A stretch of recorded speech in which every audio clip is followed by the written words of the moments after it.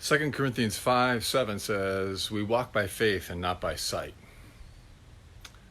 So a few thoughts that are coming to me this morning about trusting no matter what. Do we do that? So last week I talked about swath. Something wonderful is about to happen, except when it's not.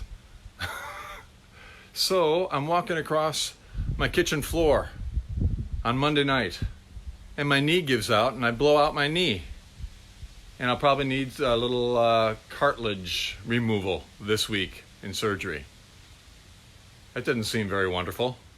This morning, my son is on a mission trip down in Ecuador, and their flight is canceled. So all that commotion and that goes with that.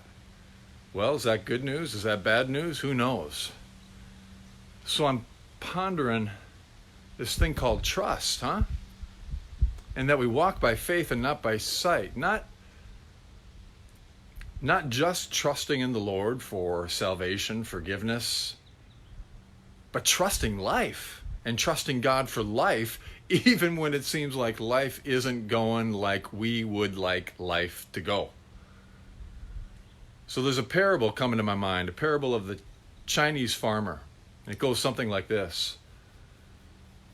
One day, a Chinese farmer had one of his horses run away. And his neighbors come to him and they say, oh, that's awful, that's terrible, that's bad news. And the farmer says to them, maybe yes, maybe no. Well, a little while later, the horse actually comes back and brings 3 wild horses with him. And the neighbors come to him and say, oh, that's great news, that's good news, so fortunate that happened. The farmer says, maybe yes, maybe no. How does it go here?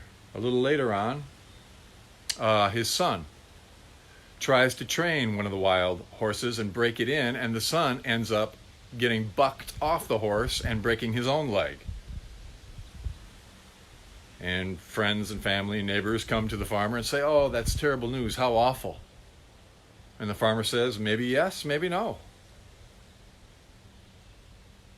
And finally, one day, the emperor's army is passing through town, enlisting all the able-bodied men to fight in the war and become soldiers in the army. And because the farmer's son had a broken leg, he wasn't enlisted in the army. And again, his neighbors come to him and says, oh, that's great news, that's good news. And the farmer, of course, says, maybe yes, maybe no. So there's something about living with that emotional detachment. But I think it's even deeper than that. It's trust. Trusting that all things will work out for good. And we have such a short view of life. We're just a blip on the screen. Ultimately, everything's going to be okay. I picture God coming to us and we're all dreaming. And we're all kind of having a nightmare.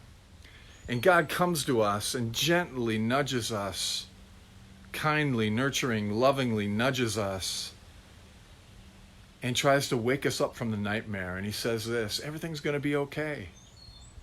Everything's all right.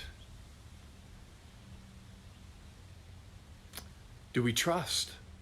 No matter what. And even the things that are going on in my dearly loved covenant denomination, the difficult things right now. I'm amazed by the fear that I see in people and pastors. Can we hear God's word to us? Everything's going to be okay. It's going to be all right. What's that word from the Best Marigold Hotel, that movie, that line where it says, everything's going to work out all right in the end. If it's not working out, it must not be the end. Ultimately, God's in control and for us, not against us. And can I trust for my daily life to trust no matter what, to keep on walking by faith, not by sight, that everything's going to be okay, everything's going to be all right. God's love will win the day, no matter what. So that favorite quote by the mystic comes to me, Julian of Norwich, all shall be well, and all shall be well, and all manner of things shall be well. For there is a love that holds us fast and will never let us go. So, there we go. Walk by faith, not by sight, clinging always to the God who loves us and holds us. So, for what it's worth, take what's helpful and leave the rest. And until next time, may you live all the days of your life.